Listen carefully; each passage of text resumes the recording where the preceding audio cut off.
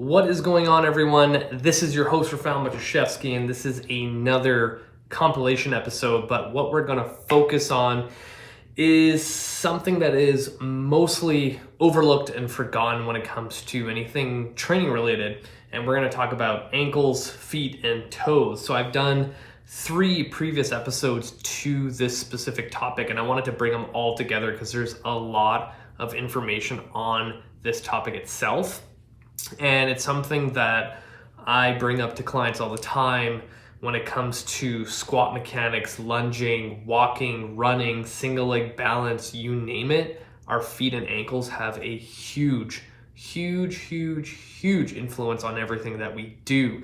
So the first 2 episodes are short, and then the third one is a long one. The 2 short ones are my car vlog style things, and I kind of just open up the conversation when it comes to anything ankle or feet related. And the third one, the longer one, we actually get into a lot more in-depth exercise selection, why the toes are important, why the ankles are important when it comes to exercise. And the biggest thing I always tell people is, like, when I do an assessment, I look at how the big toe moves. And if the big toe can't move, then there's going to be a lot of issues biomechanically for every single exercise. So the reason why it's so important and why a lot of practitioners will kind of refer to the big toe as the great toe is because when you think about creating movement and propulsion and power, your big toe, imagine my thumb is the big toe, is the first thing that goes into contact with the ground to push you forward when you take a step. Now imagine if this big toe doesn't move the way it should or activate the way it should, then most likely your squat, your lunges, your walking, your running, anything athletic single leg is probably not going to look the best or function the best, meaning you won't get the full benefit out of the exercise or workout that you're going through. And again, a lot of times when it comes to shin splints or knee pain, hip pain, low back pain, sometimes it's the big toe or the foot in general that's not moving the way it should. And there's a lot to it. So something as simple as if you look at the anatomy of our hands and our feet, they're very similar, but our hands get so much sensory information every single day and our feet don't really get that much. So then over time, our feet's musculature goes into atrophy, meaning becomes weaker and less active, and it doesn't influence as much as it should when it comes to exercise. So I wanted to kind of give a little brief overview of what we're going to get into. So here is the 3 episodes that I've done on ankles, feet, and toes. Here we go. Hello, boys and girls. Welcome back to another episode of Cut the Shit, Get Fit. I am your lovely host, Rafal Matuszewski, and this is another edition of my podcast, car vlog thing that I do. What I'm going to talk about today, oh, my camera is just falling all over the place, is going to require some visual thinking and just visuals in general. We're going to talk about the ankle today. So when it comes to exercises involving the lower extremities, meaning your legs, biomechanically, you need quite a bit of dorsiflexion to do things like squats, lunges, step-ups, and even things like you pushing a sled that requires a certain angle at your ankle and your big toe, and also something called your midfoot, to do the activity correctly without, putting any kind of shear forces in places where they shouldn't go. And looking ahead at this traffic, I think I'm going to have enough time to describe all this. So if you know anything about anatomy or somewhat of anatomy, you probably understand that there are two bones in your shin called your tibia and your fib, right? Your fibia. These two bones work along each other and kind of create this, I almost call it like a fork. So I'm kind of pointing down with my two fingers, and they kind of sit on top of your ankle joint that has things like the talus and the calcaneus, right? So when your knee goes forward, for example, in a lunge or a squat, those two bones that make up your shin should articulate, meaning move in a certain way in conjunction with the talus bone and all the little bones in your foot that make up the ankle joint, the midfoot, and the heel, which is your calcaneus. And when people don't have the mobility in those ankles, a lot of times you'll see people when they squat, they kind of get to their end range and they like shift their hips back and they almost feel like they're falling over due to the lack of mobility in their ankles. But to take kind of a step further than this, a lot of times when I do this with new clients or patients, I also check their hip mobility, because usually when you think it's like an ankle issue, you look at the hips and it's like, whoa, their hips are really shitty. So maybe it's not their ankles, it's actually their hips, and then you test their ankles and you're like, oh, your ankle mobility is fine, it's just your hips. But say for the sake of this episode, we're talking about just ankle stuff today. So if you know you are a person with really bad ankles, really bad, and you've had a history of like even spraining ankles too, because this is another thing we're going to get into, and say you know that you have tight ankles because when you go foam roll before a workout, they're just super tight and jacked up.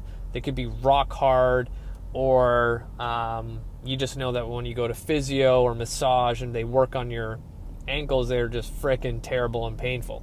So when it comes to having adequate dorsiflexion, meaning you trying to drive your knee forward over your toes, which is dorsiflexion, and plantar flexion is, think of you trying to plant your foot down to the ground and push off. So when you do like a calf raise, that's plantar flexion. Dorsiflexion is where you push your knee forward over your toes. So in order to have adequate dorsiflexion, the musculature and the tissue on the backside of your calf needs to have some sort of give in order to, provide you with adequate dorsiflexion.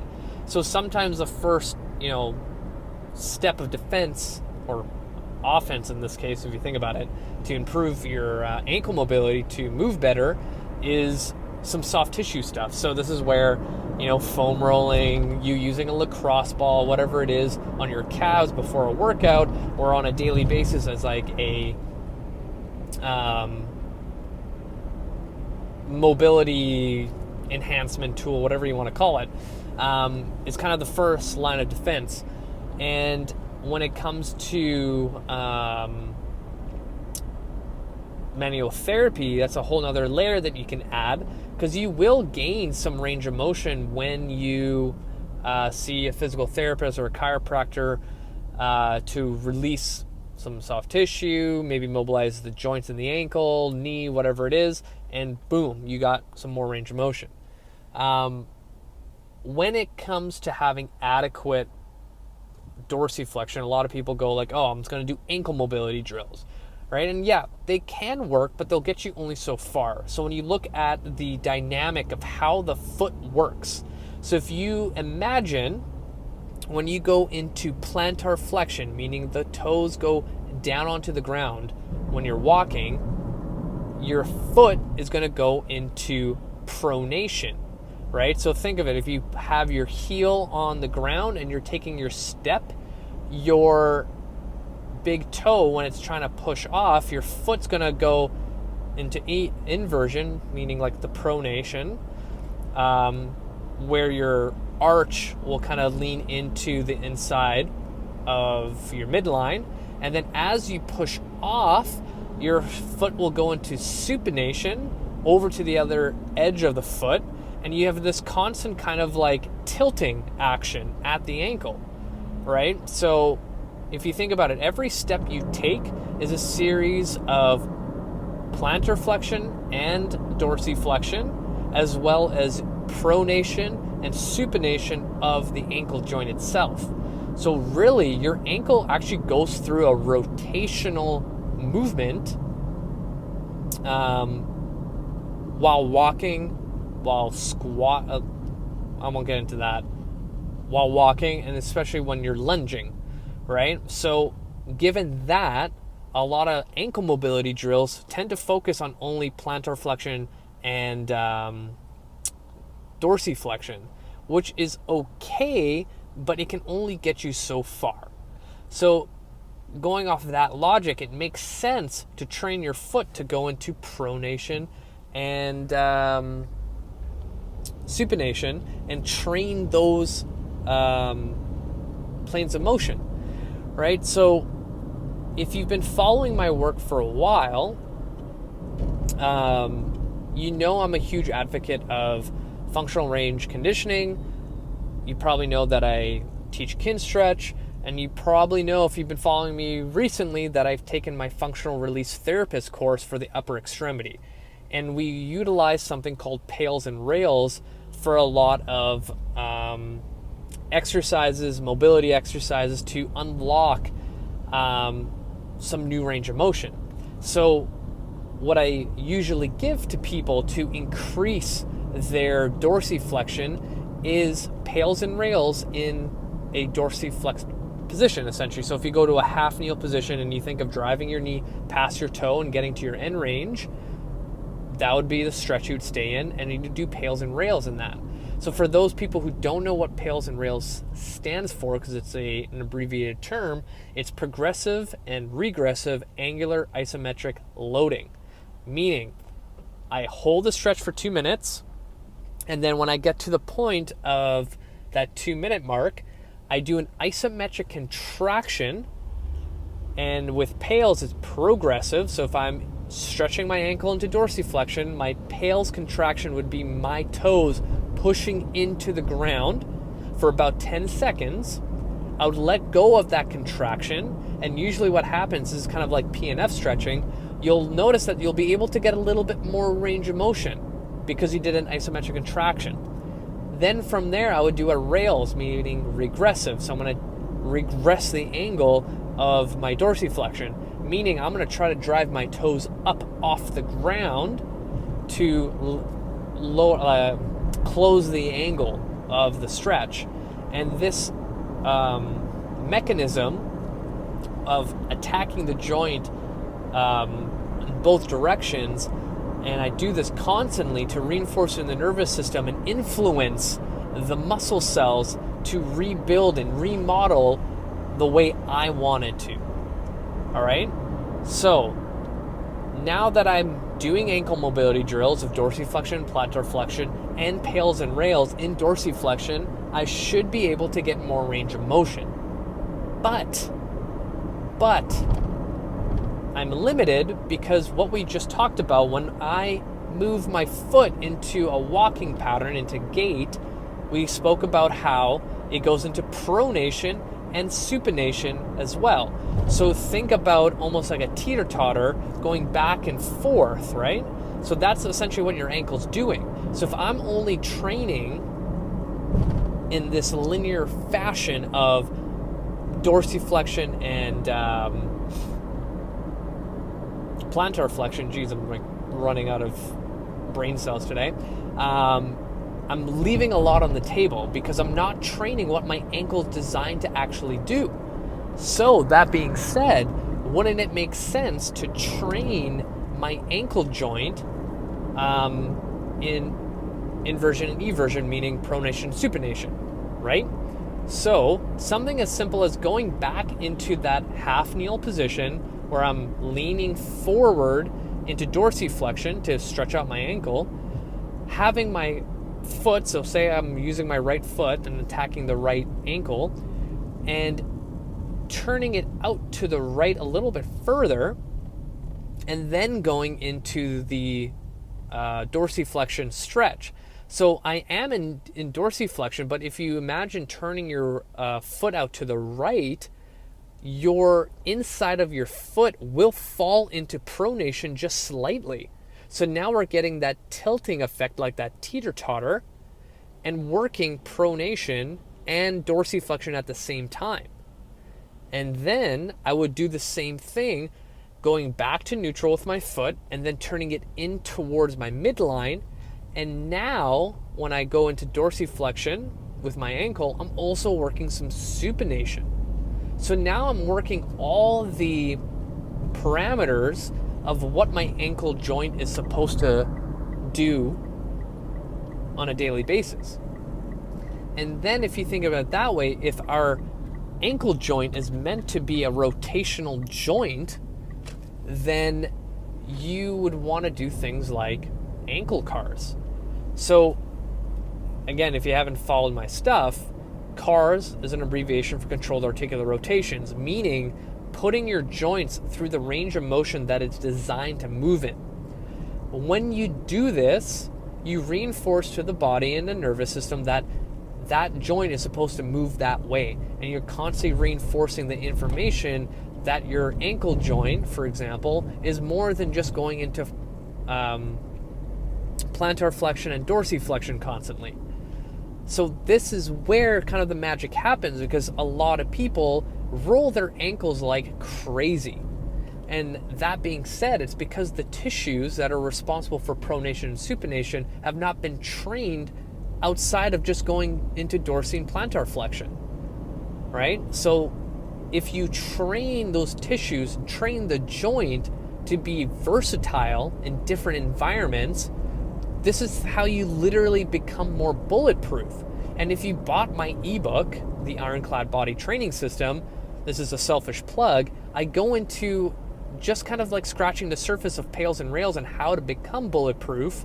So then when you go into real life situations, when you pick up your kid or you run after them and they run off to the other direction and you cut on the grass, your ankle's not going to buckle over and you're going to tear something, right? This is how you become resilient.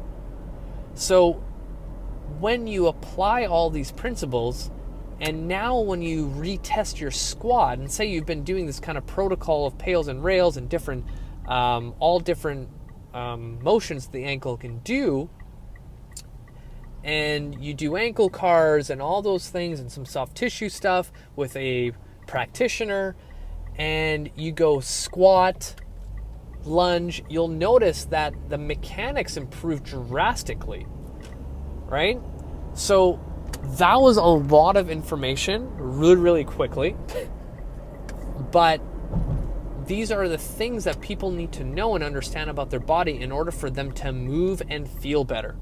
So if you guys want more context, maybe I'll actually put a presentation together, because I haven't done this in so long, to kind of show the concept behind how the ankle actually moves the right way in a perfect case scenario. So I'm going to leave it at there. Hopefully I blew some people's minds about how your ankles work when it comes to squatting, lunging, doing step-ups, and pushing a sled. So if you want more info, feel free to reach out. Message me on Instagram, Facebook, whatever it is. So if you don't follow me, hit the show notes, and I have the link for my Facebook and Instagram, I think, on there.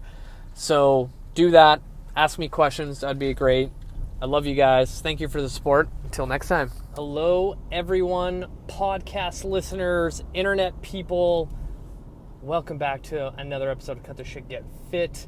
I am your lovely host, Rafal Matuszewski, and I got a motherfucking migraine today. Just terrible. Terrible. Here is a fun fact about my migraine journey. I have figured out that my migraines only happen on Tuesdays, Wednesdays, and Thursdays of the week, and only on days where the weather changes drastically. So today, when I woke up, it was sunny.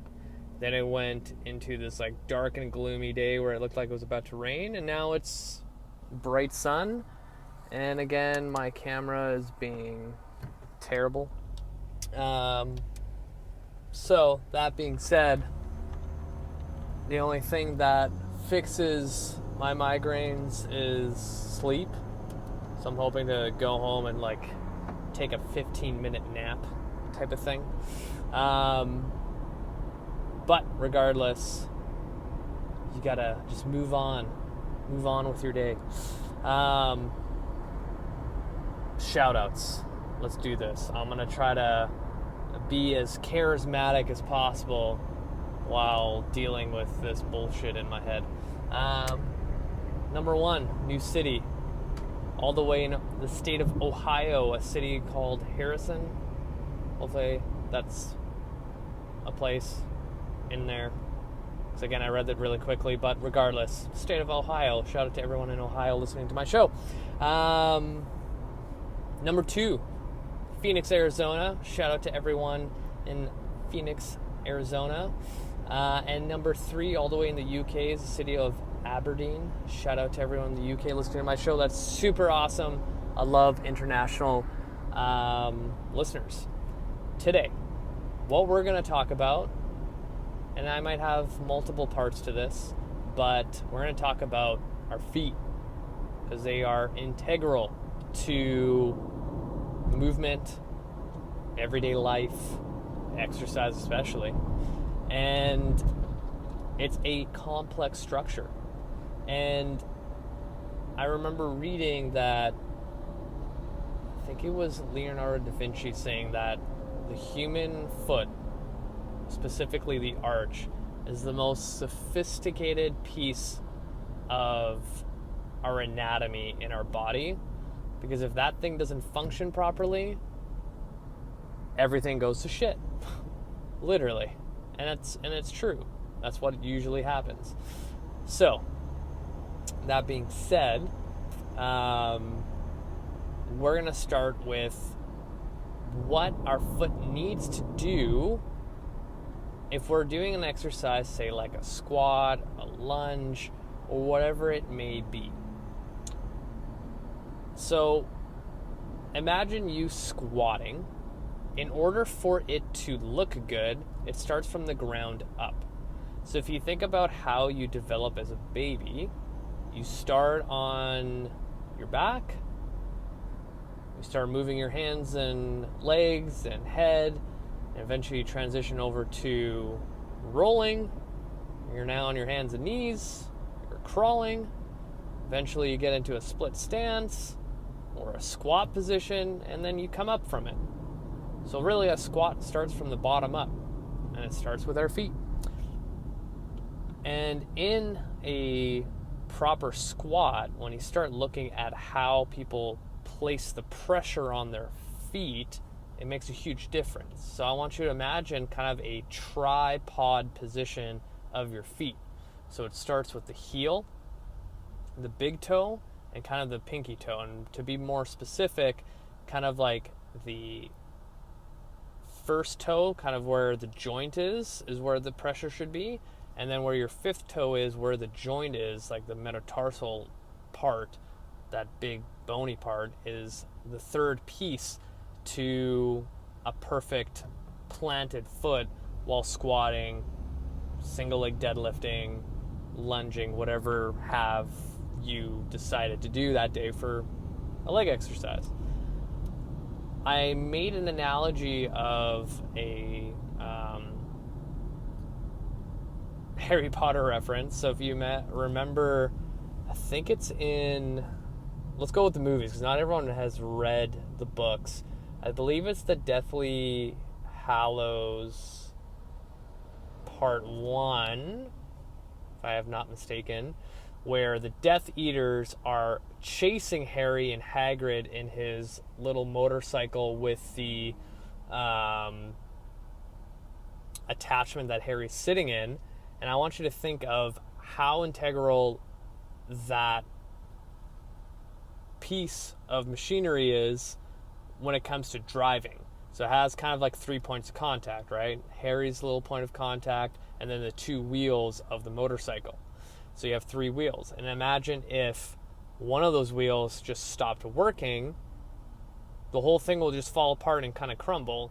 And you kind of get a glimpse of that when Hager gets stunned by a spell and he's like passed out, and now that motorcycle's going all over the place. And that's what essentially happens to our body when we don't have full contact with the floor or your shoes, and you're not thinking about placing pressure in those 3 points. Things fall apart, and it travels up the chain of command, aka the rest of your body. And you end up doing some weird looking stuff when you try to squat. Now, what can happen is, depending on where you're at with foot stability, foot strength, and just overall foot health, which is a whole nother topic that we can get into, you might end up pronating or supinating the foot. And a lot of times what I've seen when people have poor squat mechanics, and especially people that have knee pain, they tend to pronate their foot, meaning it collapses in, and people know the terminology of like a collapsed arch. They fall into their arches.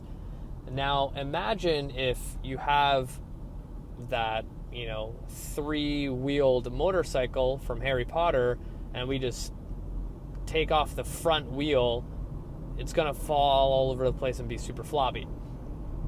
So by pronating, like just if you're like watching at home, I have my hand straight out and my right hand, and now imagine you squatting with a perfectly flat palm like this. You'll be able to spread the floor, you'll be able to hold your balance, you'll be able to do a lot of things. But now imagine if I drove my big thumb down and in. Already I'm feeling like torque on my wrist, and it doesn't feel that good, right? Now imagine me placing a body on top and I squat like that. Most likely the inside of my ankle is going to take some of the work, but also the inside of the knee is going to take a lot of the work. And over time, people are going to have painful knees, and this happens in athletes a lot of times when they get knee pain, especially immediately. And you ask them like, oh, what hurts the knee? What movements? And if they're a running athlete, for example, they're like, oh, when I run, it's fine. When I cut, when I whatever, it just doesn't hurt at all. But if I squat, single leg squat, I get pain right away. And that just tells me that in a loaded position, the knee is just taking the grunt of the work because the foot can't properly stabilize, right? And eventually that can travel up to the hips and cause even more issues. But the big thing here is to ensure that, one, we don't have like a foot dysfunction, and I put that in air quotes because it's like the worst way to describe what's going on with someone's feet. But sometimes our feet are just not strong enough or haven't been challenged enough to actually do its job. And I see this all the time when I teach my Kinstretch class, and we go into simple like foot intrinsic exercises where I literally just ask people, lift your big toe off the ground and put it back down without lifting all the other toes. And what happens? People can't do it. All their other toes come up, or they physically don't move, and they look at me like I'm crazy. They're like, what do you mean lift my big toe up? And that already tells me that, their first point of contact when it comes to pressing off for a run or a lunge or something, they can't actually physically push down to activate all those muscles that are kind of laid into where that arch is. So like, I was literally just doing it now, like as I'm pressing my brake going down this hill, I'm pushing with my big toe down, and I feel my entire arch kind of activate right off the bat.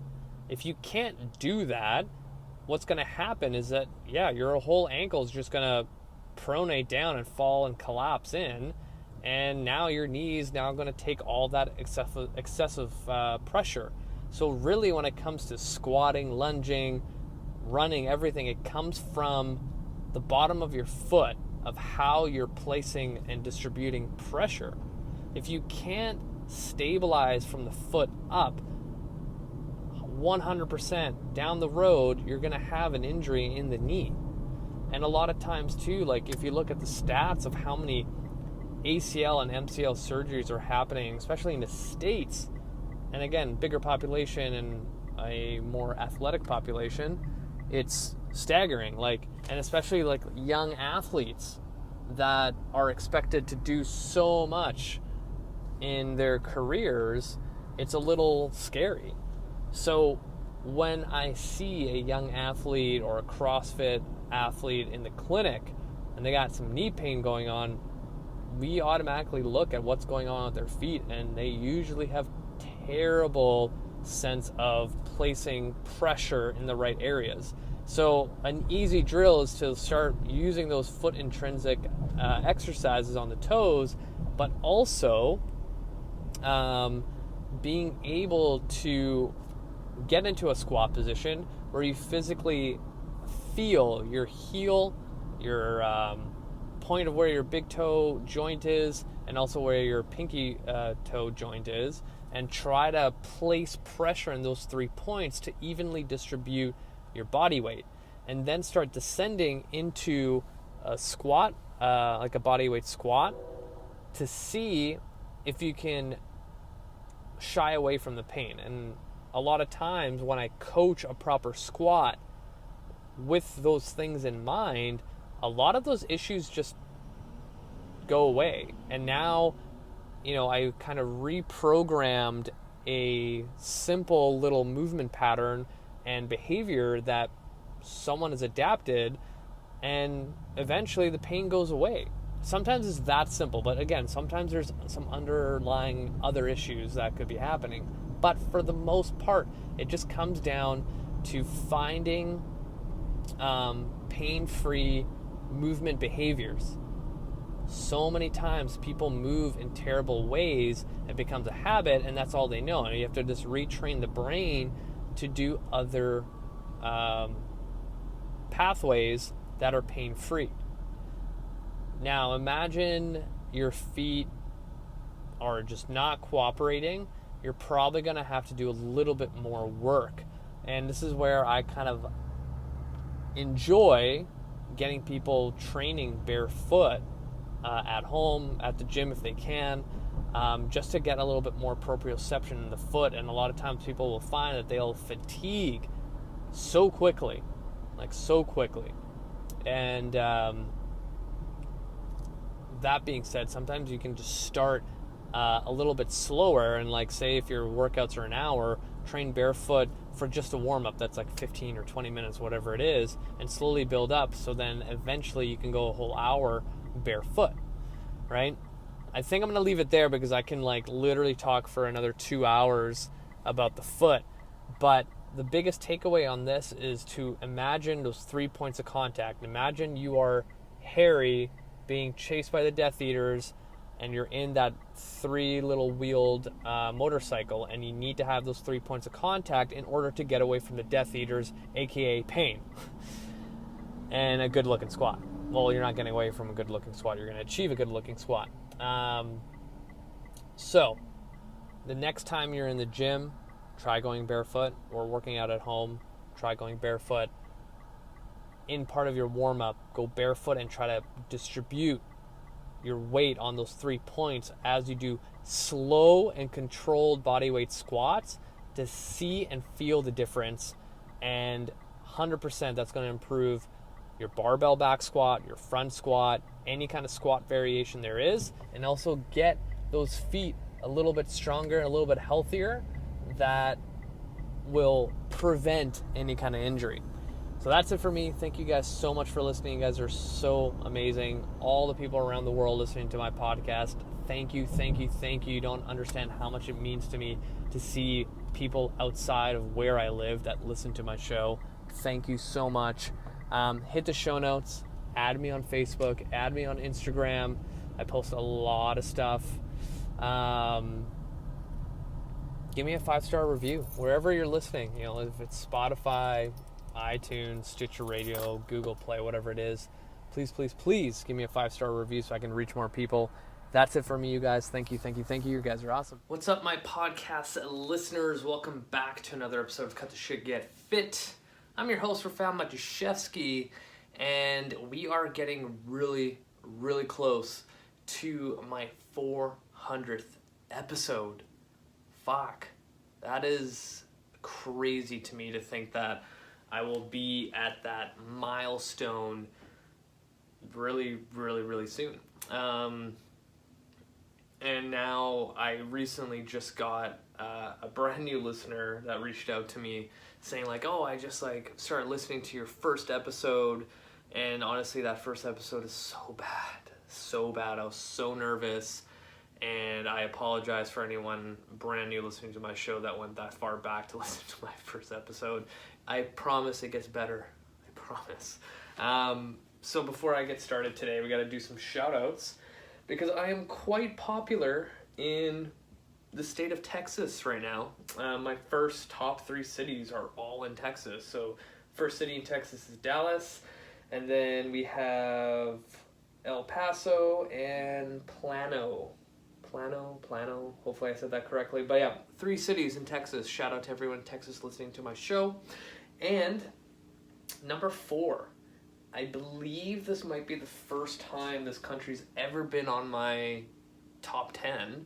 I'm pretty sure they've popped on like top 20 at least, but I'm gonna butcher this city's name, but Hero Word out of the Netherlands. I'm sorry. I'm totally terrible at pronouncing other cities from outside of Canada and the States, so I apologize. But yeah, shout out to everyone in the Netherlands listening to my show. Super, super cool.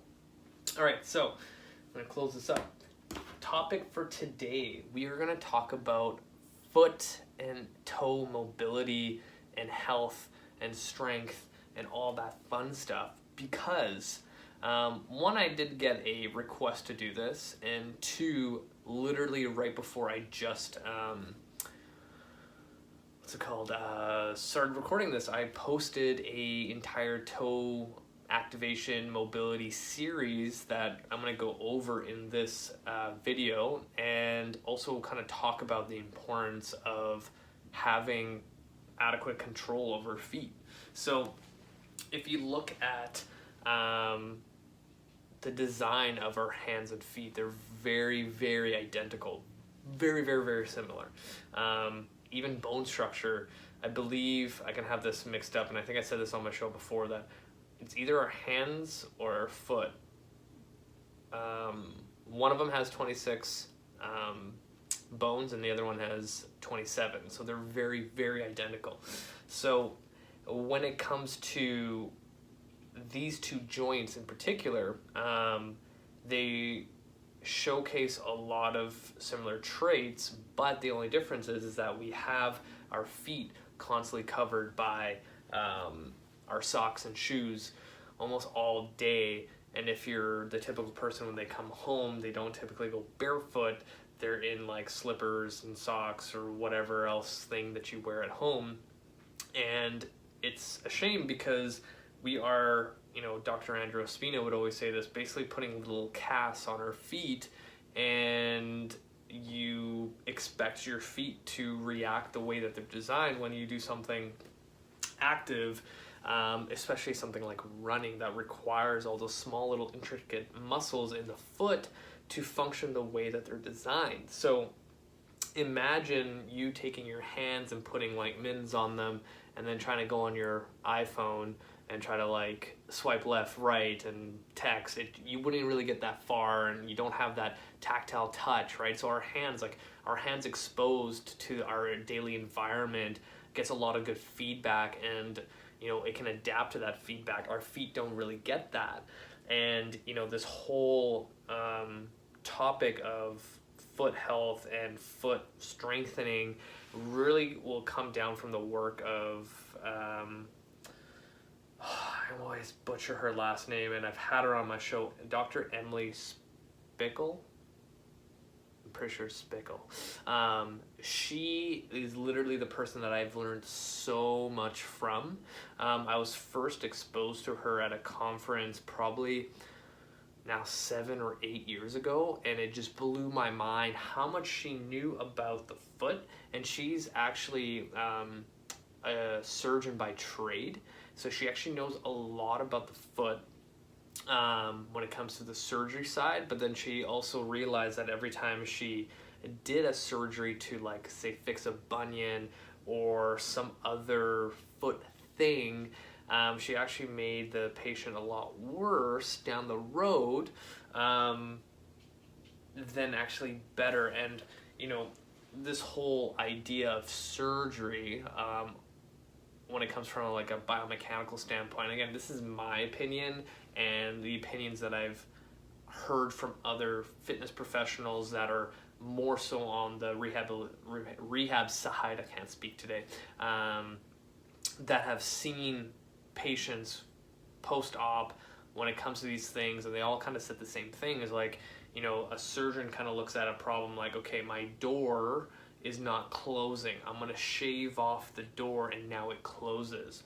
Whereas like a exercise physiologist, a physiotherapist, chiropractor that works with patients post-op or pre-op, whatever it is, they don't look at like, oh, the door's not closing, and they want to shave it off. I'm going to look at the hinges, maybe there's something wrong there, and let's fix that problem instead, right? And a lot of times surgery on these kind of things will lead to some improvement from like a pain standpoint of, like, say your pain out of 10 is a 7 and you get surgery and now you're down to a 5, but it's still there, right? It doesn't really take away the problem. And then say 10 years down the road, you're kind of back to square one and things are kind of worse, and maybe something else is bugging you now.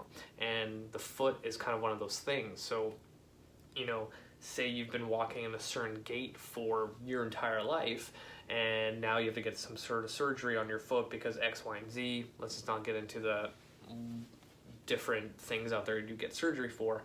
And then, pain goes away, your foot's awesome, but now you're getting like medial knee pain for some reason, and then your hip and low back hurts for some reason, all because of what happened down below in your foot or your toe, whatever it is. And that's what Dr. Emily Spickle, I'm just going to call her Dr. Emily from now on because I don't want to keep butchering her name if I'm doing it wrong. That's what she quickly realized, is that she was actually making her patients worse with these traditional surgeries for the foot. And then she kind of ventured in, like, okay, what are corrective exercises or a way to like rebuild the foot from the ground up.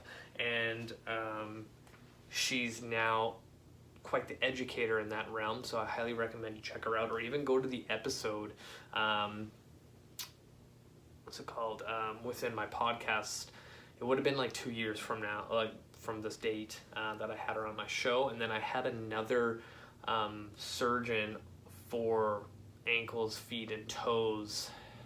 Can't even remember his name now, because he actually reached out to me, which was pretty cool to have a surgeon reach out to me to get on the podcast, and he was really, really knowledgeable as well. Both are actually, funny enough, from New York. Yeah, interesting. Anyway, so that being said, the people that are listening, there's going to be a large portion of this episode where I'm going to showcase my foot and all the exercises that you should be doing. But let's get a little bit back into the structure and function of the foot. So when you think about it, when you walk, there is a series of events that has to happen at the foot in order for you to propel yourself forward. So if you think of a heel strike going first, a little bit of supination, meaning you're going to go to the outer portion of your foot, and then you're going to pronate down towards the big toe, and then you're going to push off the big toe to propel yourself forward. So it's almost like a heel out, in, down to push yourself over.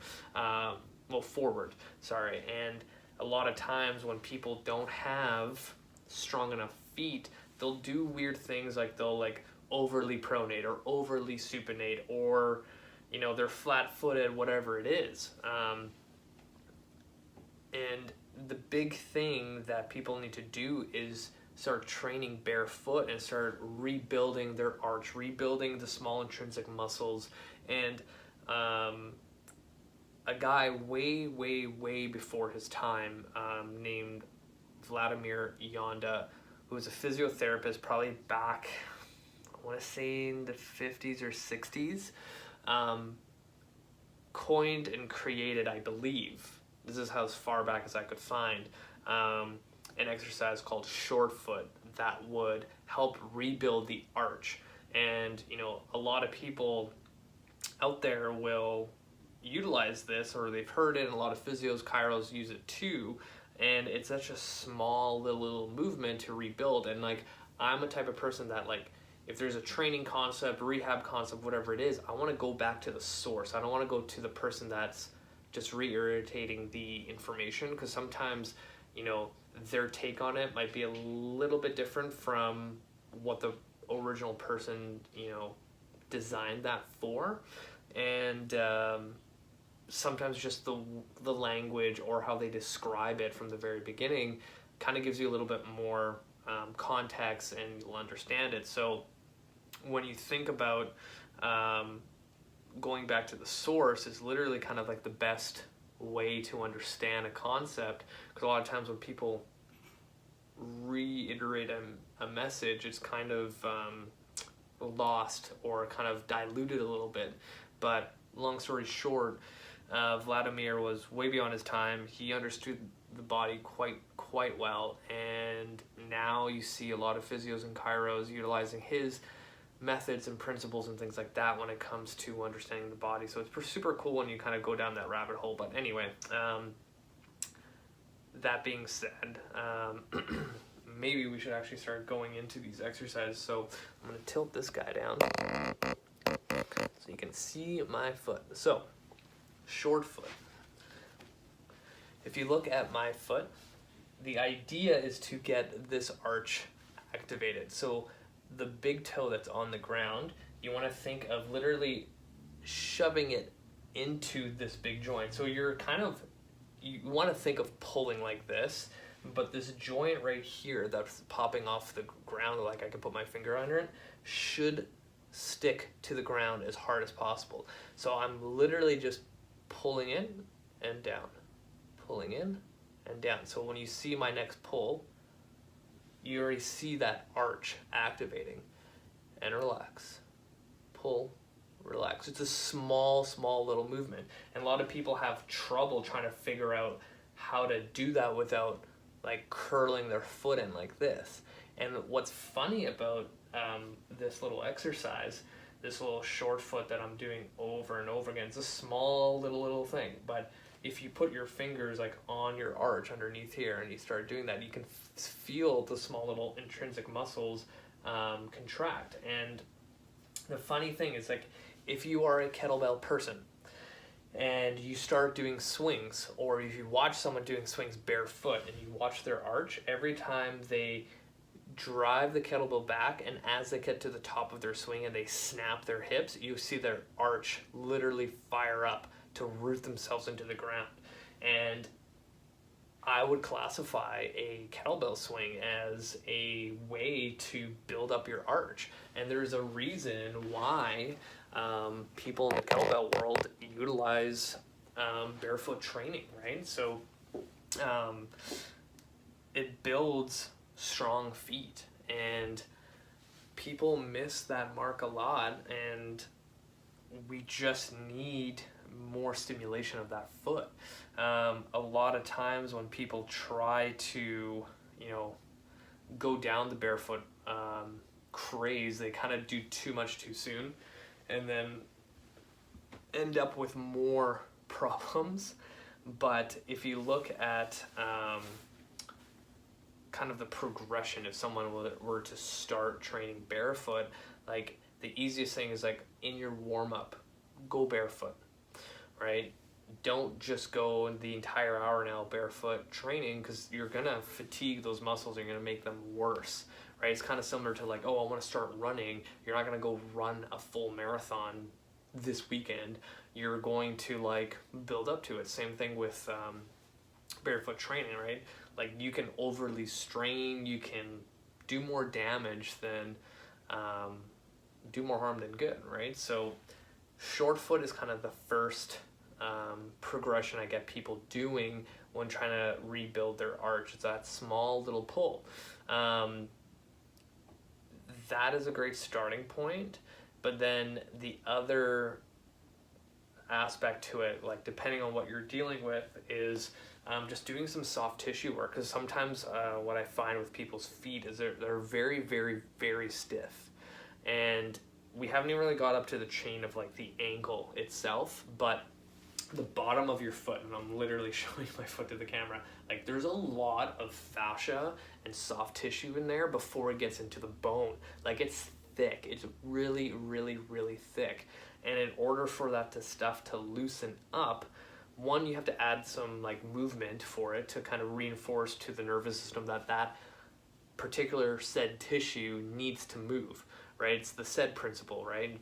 It adapts to a specific stress. So if I'm stressing my feet to move outside of their normal of being in a sock and shoe all day, then the little muscle cells that are in there that are responsible for movement are going to adapt to that stress. So that being said, literally getting a lacrosse ball, tennis ball, golf ball at the bottom of the foot just to start moving that tissue will help. If you went through like a standpoint of like rehab, like depending on how bad your feet are, you can get rock taped, you can get kinesio taped, same thing. Cupping can be done, you can do some instrument assisted, and you can literally get some like soft tissue work from a manual therapist to kind of move the process a little faster. But if you're not going down that route, then you have your short foot, you have your soft tissue, and we're going to get into the other exercises right now as well. Now I'm going to tilt this camera down. Now, if you look at my foot that's super white, sorry people at home, I'm blinding you right now. In my kin stretch class, I do this every single time. And actually another thing to note, if you look at my foot, there is a huge gap between my big toe and my rest of my toes. And that is a good inclination of balance. So if you look at chimpanzees, for example, or just monkeys in general, their feet are literally like my hand. So where my thumb is and where my fingers are, there's a huge separation.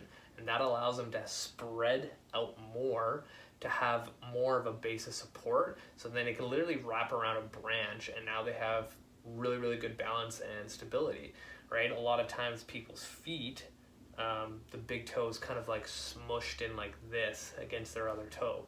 And then you'll see already like this big knuckle here. A lot of people will get that bunion formed because they're wearing shoes that literally goes into this like triangle position and just scrunches up the feet together like this. And over time, like again, our body adapts to the stress you put on it. So if I'm wearing a shoe like this that's crushing my fingers together, and think about what I was just saying about how a step happens. You go on your heel, you're supposed to go down, out to the side, into the into pronation, and then the big toe pushes off for propulsion. Right? So if I have this all crumbed together like this, the only really way to do it, like it's really awkward to do it with my hands though, heel out and then pronate. So if I'm pronating with this kind of position of my toe in the shoe, like this is going to take up a lot of stress, and your body's going to build more calcium around that to protect that joint, and then boom, you formed a bunion, and eventually that's going to get super painful. But if you train your feet and you wear proper footwear, you're going to end up with space in between to give you more balance. If you look at gymnasts, they have the same foot setup, or someone like in Cirque du Soleil, they have really good balance because they have good separation between the toe. But for the most part, everyone's big toe is kind of crushed like this, and then bunion forms. And that's really hard to do the exercises I'm about to show you if you're used to this like 8 to 12 hours a day, right? So in my kin stretch class, the simplest thing that I get people to do is like, okay, we're gonna lift our big toe up while the rests stay on the ground and back down. And it's literally just this one big toe going down and up, down and up, down and up. And you'd be surprised how many people can't do this, lifting just their big toe while the rest stay down and back down, right? So right away, when I see people not able to do this, I already know that their gait must be messed up because they can't actively control that big toe. And like if you think about it from the side view, that big toe, like look at how much activation I'm getting into my arch. Like that's a lot. And if that big toe can't move freely, then this arch is not going to be working the way it should. And now another variation from that is that the big toe stays up while the rest come up and back down, up, back down, up, back down.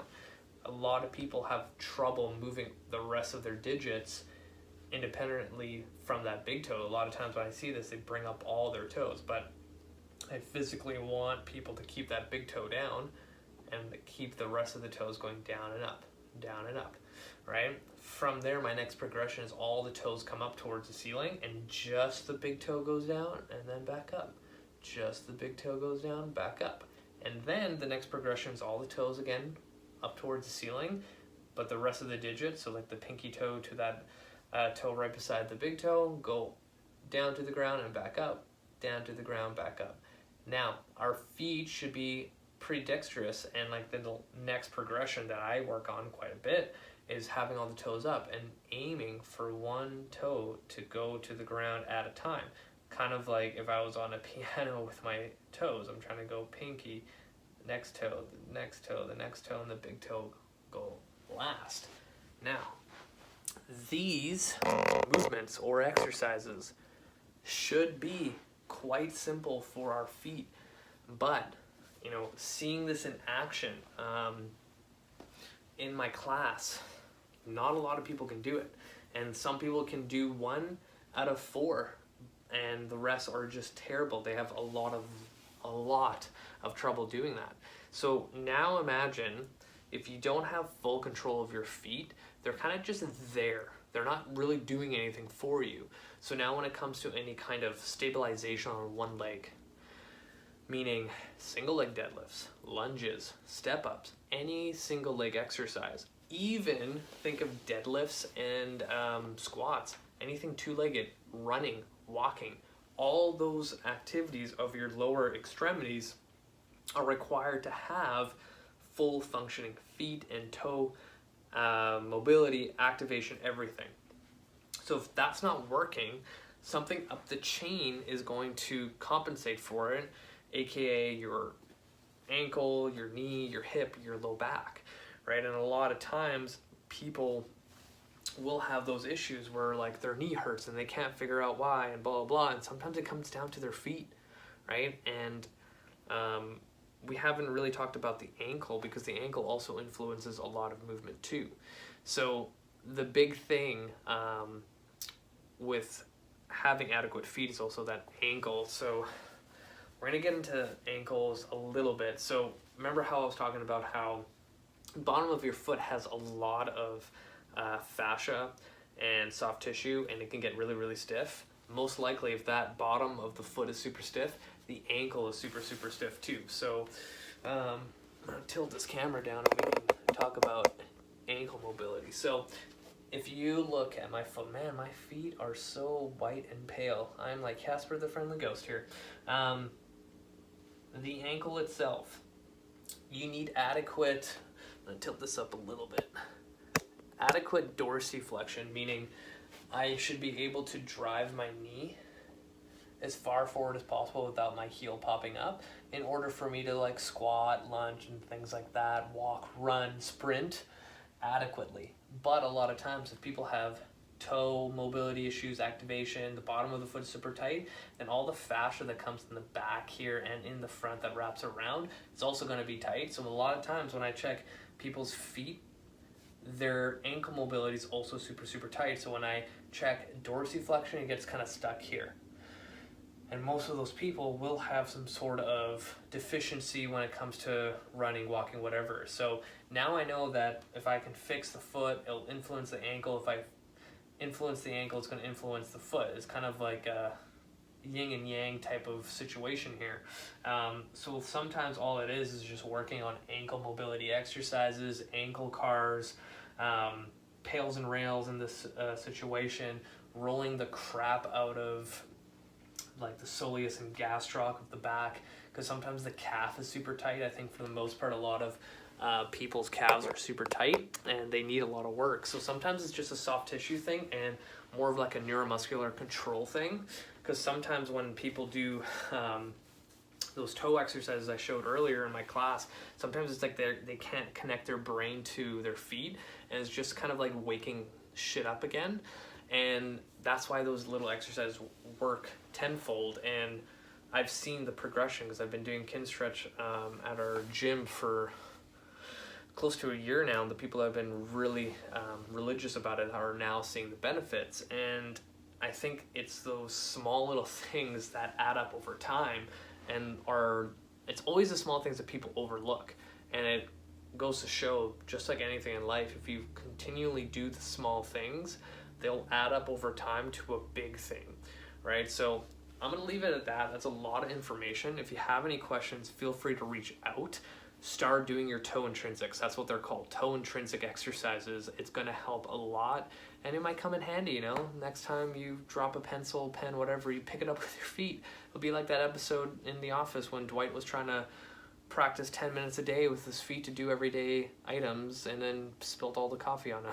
But let me know if you have any questions. Feel free to reach out. Hit the show notes.